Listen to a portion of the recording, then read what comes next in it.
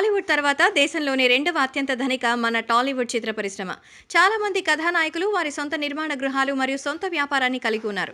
తెలుగు నాయకులు కూడా చాలా విజయవంతమైన వ్యాపారవేత్తలే. స్టార్ హీరోస్ అందుకున్న వేతనం చాలా ఎక్కువగా ఉంటుంది. వాస్తవంగా వేతనాలు మేము నిజంగా ఇక్కడ కంటే చాలా ఎక్కువగా ఉన్నాయని పుకార్లుంటాయి. ఈ రోజుల్లో నాయకులు సినిమా వ్యాపారాన్ని పంచుకుంటున్నారు. నాయకులు తమ మార్కెట్ మరియు బడ్జెట్ ఆధారంగా 30-40% డిమాండ్ చేస్తున్నారు. అయితే రీటైల్ మరియు రియల్ ఎస్టేట్ విజృంభణతో పాటు హీరోస్ సొంతం చేసుకున్న విలువలను కూడా పంపుతోంది. ఇక్కడ ధనవంతులు ఉన్న టాలీవుడ్ నాయకుల జాబితా మీకోసం. అక్కినేని నాగార్జున అత్యంత విజయవంతమైన వ్యాపారవేత్త. అతను ఒక నటుడిగా కంటే వ్యాపారవేత్తగానే పిలువబడతాడు. నాగార్జున కుటుంబానికి చెందిన ఆస్తి 3,000 కోట్ల కంటే ఎక్కువే. ఇది అన్నపూర్ణ స్టూడియోస్, బెంగళూరు మరియు ఇతర వినోద వ్యాపారాల్లో విలాసవంతమైన లక్షణాలు కలిగి ఉంది. తన ప్రొడక్షన్ హౌస్లో చేసిన సినిమాలు మంచి హిట్స్ అయ్యాయి. అతని తండ్రి నుండి వారసత్వంగా పొందిన లక్షణాలు అతనికి అభివృద్ధి చేయబడ్డాయి మరియు ఆ విలువలు చాలా ఎక్కువగానే ఉన్నాయి.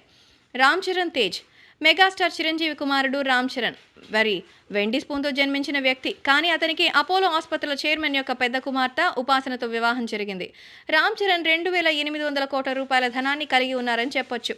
అతనికి అపోలో ఆసుపత్రిలో స్టాక్స్ ఉన్నాయని అంటారు. అతనికి వ్యాపారానికి వారసత్వంగా పొందిన లక్షణాలు బాగా ఉన్నాయని అంటూ ఉంటారు.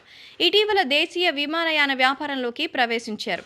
జూనియర్ ఎన్టీఆర్ నిజంగా తన తండ్రి నుంచి ఆస్తి వారసత్వంగా ఏం పొందలేదు. అయితే స్టూడియో ఎన్ యొక్క కుమార్తె ప్రణీతతో అతని వివాహం అతని స్థాయిని మార్చింది. జూనియర్ ఎన్టీఆర్ 1,000 కోట్ల రూపాయల విలువైన ఆస్తి ఉందని సమాచారం.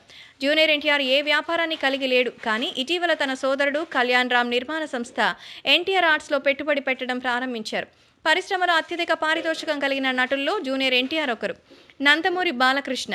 ఎమ్మెల్యే నందమూరి బాలకృష్ణ 800 కోట్ల కంటే ఎక్కువ ఆస్తి కలిగి ఉన్నారు. ఎన్నికల అఫిడవిట్లో కూడా ఆయన ప్రకటించారు. బాలకృష్ణ తన తండ్రి నుంచి ఆస్తులను వారసత్వంగా పొందారు.